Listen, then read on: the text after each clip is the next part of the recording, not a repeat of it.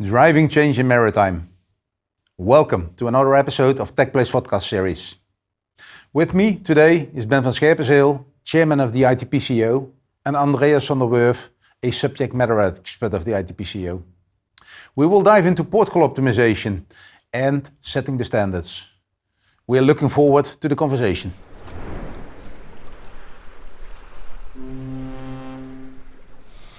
Andreas, Ben, welcome. Great to have you in the Teqplay Vodcast. Teqplay has always been about port call optimization, so I'm really thrilled and happy to have both of you over here as members of representatives of the ITPCO, port call optimization. I'm really looking forward to this discussion. But maybe it's good to start off with an introduction from both of you, like who is Andreas, who is Ben, and then we'll take a deeper dive on ITPCO and what it's standing for. Yeah. Andreas? Let me start. I'm Andreas van der Wurff. I've been sailing 25 years before I moved into the operations execution in Maersk in Rotterdam. After that, I was going to APM Terminals. And since the time in Rotterdam, I've been a participant and a member of ITPCO, the International Task Force Port Call Optimization, which is linking to what you do at Teqplay. And we have always been very advocative to get standards in order to optimize the port call. So I have a career of almost 38 years in maritime, and I'm pleased to be here. Thank you. Looking forward to hear all this experience. Ben? My name is Ben van Scherpenzeel. I am the chairman of the International Task Force Port Call Optimization. I've been sailing like Andreas for 15 years. And after those 15 years, I started working on shipyards and consequently in the port area. So in total, indeed, I have also about 38 years of experience in ports and in shipping. And as a project officer of the International Harbour Master Association, I was asked in this neutral role to be the chairman of this task force. Okay. Maybe it's good to elaborate a bit more on why did ITPCO start off? Why did it come to existence? What was the drive behind it? And what did bring that? During my time at sea, I sailed on both tankers, container ships, reefer ships.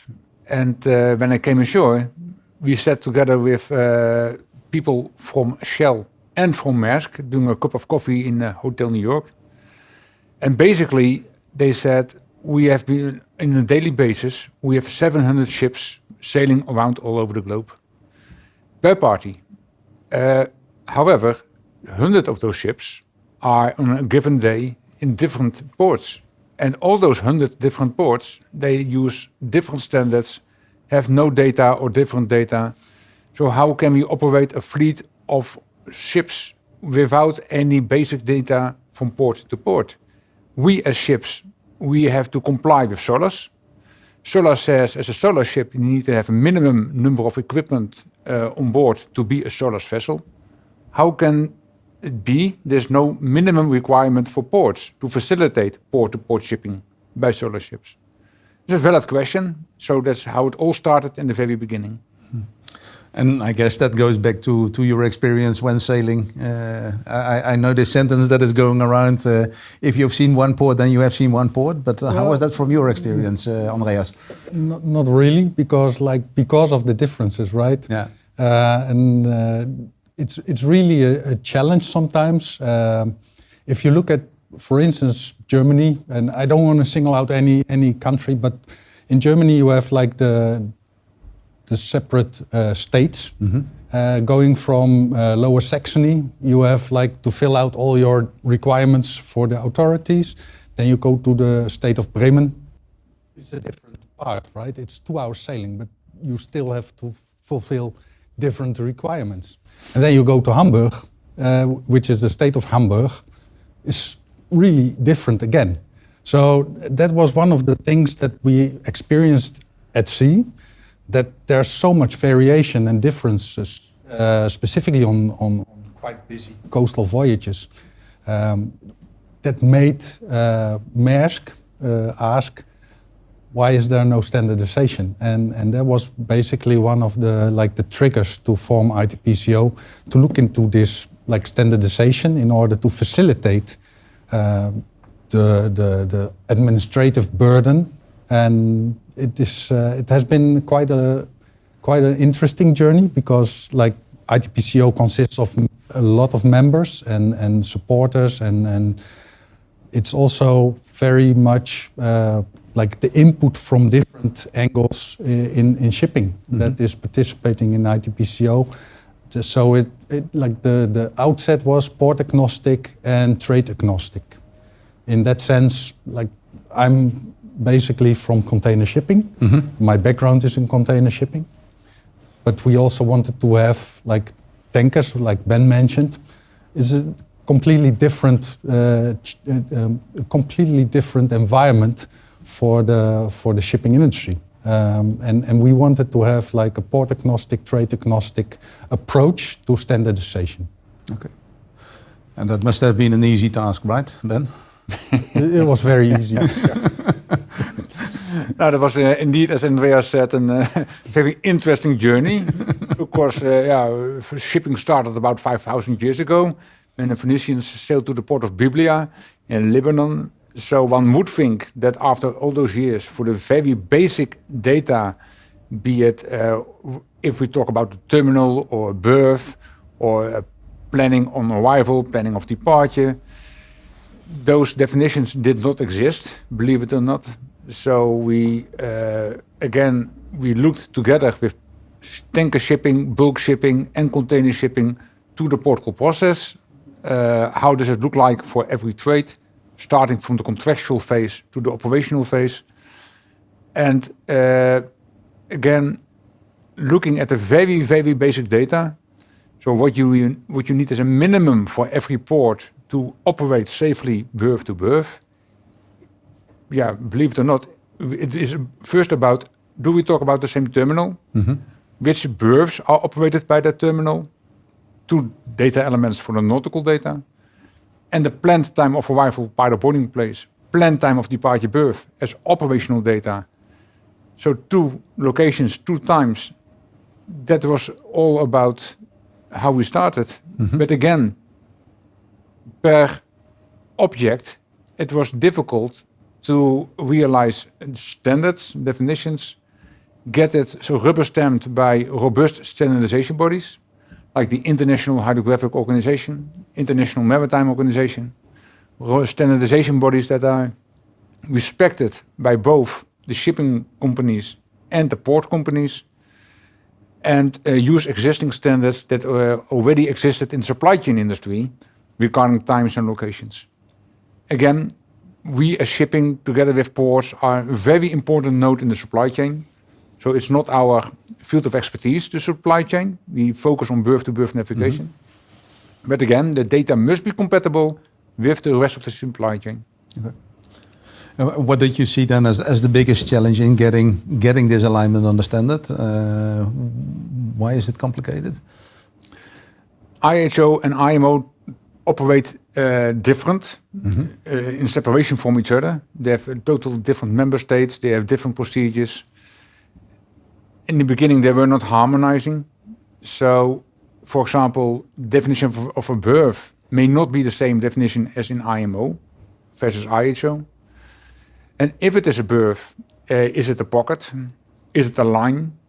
If it is a line, where is the line? Is it on the concrete of the berth, or is it at the fender line? Where does it start? Where does it stop?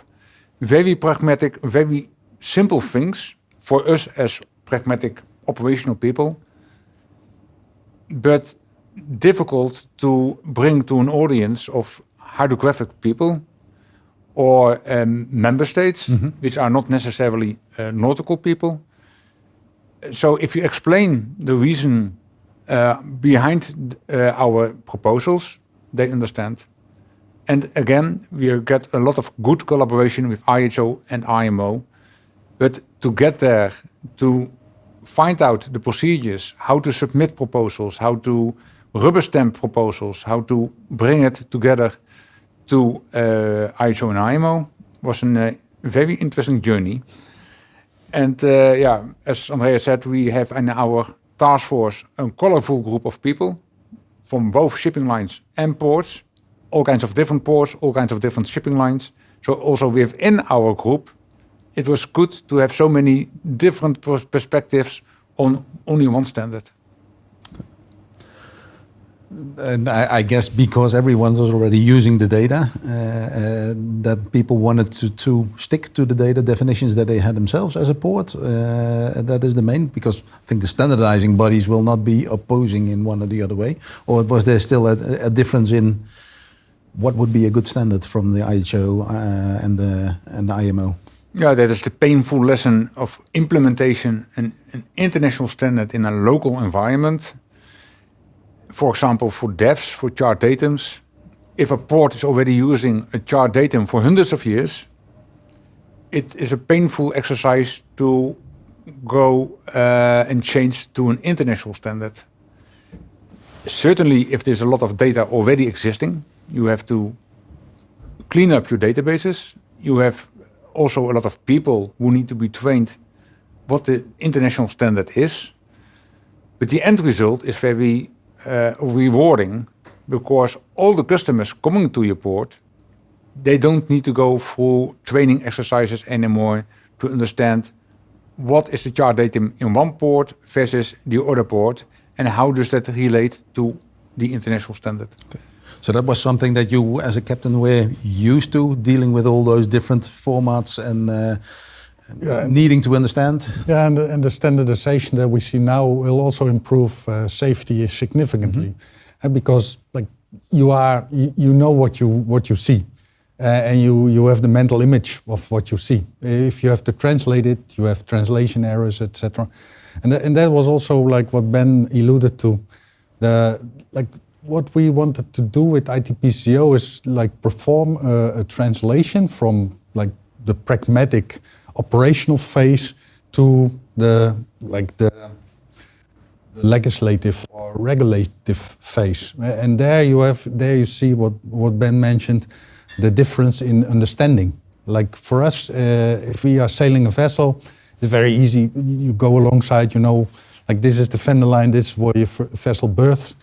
That understanding might not always be prevalent with the people that are making the regulations or the legislation. And there you can have like also one of the things that we also noted is like the legacy in maritime. There's a lot of legacy in the legislative domain. Like most of it is related to English law. There's precedent. So every change to these framework will cause like changes in the precedent of previous cases. Yeah. So there's a huge amount of like reluctance in order to change, because it's uncharted territory, literally.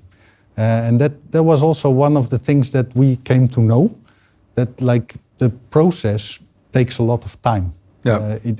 It is changing, but it takes a lot of time, and you have to get all the stakeholders on board in order to make the changes and to explain it. On board and wanting to sail the same direction, right? Yep. I think that's the second challenge. Absolutely, yeah. I was in Valencia with the ITPCO meeting, where a lot of ports presented where they are, what they have been evolving to, and how they are working with it. I saw a lot of different, levels of maturity, different way of implementation. From a standardization point of view, as ITPCO, how do you look at people starting with running something like, not maybe adhering fully to the standard? What is your view on that? Well, first of all, the meeting in Valencia was not an ITPCO meeting. Okay, it was a collaboration of all the different protocol optimization initiatives all over the world, which are 11 in total right now.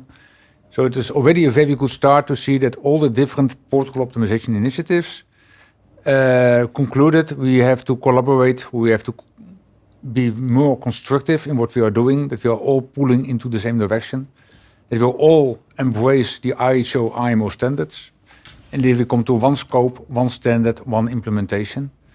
And indeed, if you start with a small new port, then if you embark the terminals from day one in a connection to your port authority, then it's an easy peasy job to do. Mm-hmm. However, if you have a large and old port and you do not yet have that connection to the terminals, it's a difficult job to do. So the connection to the terminals, the berth planning of the terminals versus the port planning, and the data of the port versus the terminals, that is crucial. So that's why you see different levels of maturity between big ports and smaller ports, or older ports and new ports. So it's a colorful mix of reasons why there is a different level of maturity between those ports. Yeah. What in your belief will be the biggest benefit from having the standard? Is that on the safety? Is that on the operational efficiency? What is can you order that or put a number to that? Yeah, for me, the biggest benefits of standardization is it's a safety angle, obviously, because like you know what to expect when you are on board as a captain. The other element is also the fuel savings, right? The emission reduction. We all know that we have a kind of issue with climate. Shipping is about 95% of all goods are transported by shipping. It's a huge amount of goods that are transported globally. And even a small reduction of greenhouse gases will benefit tremendously. And in order to make the process as smooth as possible, you need standards. You need to be able to, like when you depart from port and you arrive another port, you need to know when you have to arrive, where you have to arrive, and at what time you have to arrive. For a captain, it's really not difficult to arrive on time, but the point that they often forget is like, how do you move the telegraph handle, right? And that is something that is often not really considered. ETA is like one of we have a good ETA, we predict ETA, whatever, but the position of the telegraph handle is not ever taken in consideration. It's not easy to arrive in time when you are like moving with 25 knots. But the crux is you arrive on time with the minimum amount of fuel, thus the minimum amount of emissions in the next port. So it is the emissions that is a driver, and it's the cost saving that is a driver as well. I would say emissions, and if you translate like emissions, you translate it also to fuel consumption, but also safety angle. Specifically safety angle. Yeah. I think that's a fair thing. You don't want to make the errors. I think having the data, as you were mentioned, like the different lines or what is it? Yeah, there's a nice Dutch saying for that: "Wolkie het schip." That is what you want to avoid in that sense. There are also three angles I saw in the ITPCO. That's the operational, the nautical, and the administrative angle. How is that divided? How is that handled? Where is that all integrated in the approach, or are there different work groups? How does that work within the ITPCO? Well, we started with the nautical data because, again, that's a starting point of your business process. Will the ship fit at the berth? And if you know if it fits at the berth, how do you sail to the berth? So, basically, if you don't know if you are talking about the same terminal, because you close the contract with the terminal, and which berths are operated by that terminal, so will it fit at that berth? That is so basic and so simple that it seems like it should have been invented 5,000 years ago. But again, only today, for the first time, we have an API that connects these two data elements in the nautical data set to any party worldwide. That's never been done before. So that's a really big step forward today versus where we look at the beginning 12 years ago. For the operational data, of course, when you know where to go, the next step is when are you expected to arrive over there? Mm-hmm. And then the standard or the basis is, of course, the berth planning, because the berth planning of the terminal is the fundament, because that's where the ship needs to go. In the end, to load or to discharge cargo. So the terminal is really the customer of the terminal, of the port. Crucial, their berth planning is the fundament, both on arrival and departure. However, the captain doesn't care when the ship needs to be at the berth. He only needs to know, or she likes to know, what time should I be at the pilot boarding place. Because the last place where you want to sit and drift and waiting for a pilot tender to show up is the pilot boarding place. There are too many ships. If you cannot keep your speed, you lose steering power, etc. So you need to know if the berth planning is 12 o'clock. It is 2 hours sailing time between berth and pilot boarding place. Again, 12 o'clock at the berth means 10 o'clock pilot boarding place. That's what you want to know. So the planned time of arrival pilot boarding place, that you know as a captain, if I arrive at the pilot boarding place at 10 o'clock, the pilot will be there, the tugs will be there, the lineman, the berth will be available, etc. That is my leading time. So that's why it's so important, as Andreas said, not only for efficiency, also for safety. And on departure, exactly the same. The planned time of departure berth, again, depending on the terminal's operations, most of the time, but also bunkers, is leading for the next ship to arrive. And is extremely important, especially in port for rest hours of crew, planning your speed to the next port or your next charter, etc. So it sounds so simple, terminal and berth information, arrival departure times, that is 2 data elements for each data set. But again, today, or when we started, there was no definition, there was no API, there was nothing. I think that's a huge step already. And how do you look into container have a kind of schedule, and there it's more or less a given. With if we start talking trade, I know I see you nodding, and I know there are a lot of shifts as well.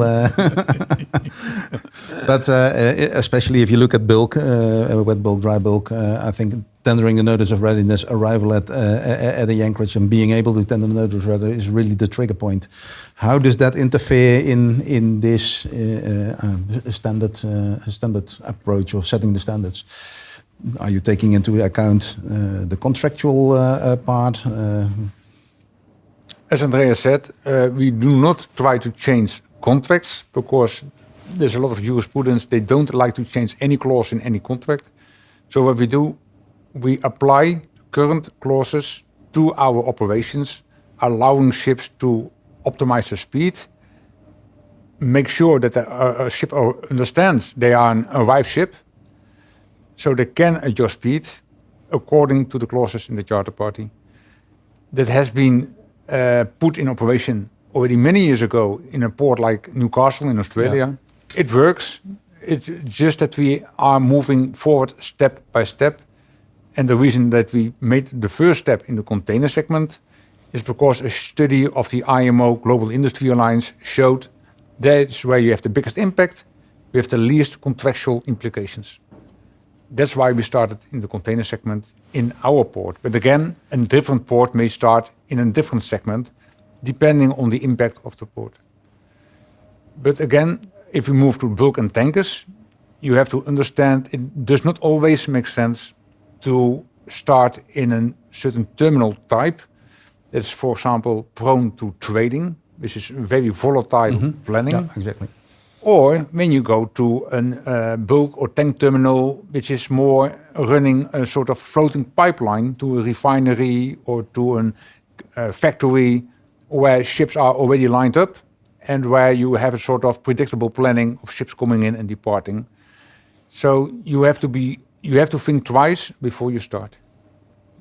Really take into account the locality and the situation of what is happening and trying to apply what is best in that situation. And then, of course, as a port, you need to start looking at how do we integrate containers, how do I mix in the wet and the dry bulk, and then let alone ro-ro and all the other things that are happening in port. What we saw in Rotterdam, for instance, and not singling out, but it is a multi-user port, obviously. We often complained on departure times, but then there's a deep draft vessel, a Geulen, which changes the environment, and you have to wait. And that kind of like visibility will assist the entire port community, pilots, tugs, and linesmen for that matter. If we can like optimize that part of the port, it is also much safer. Yeah.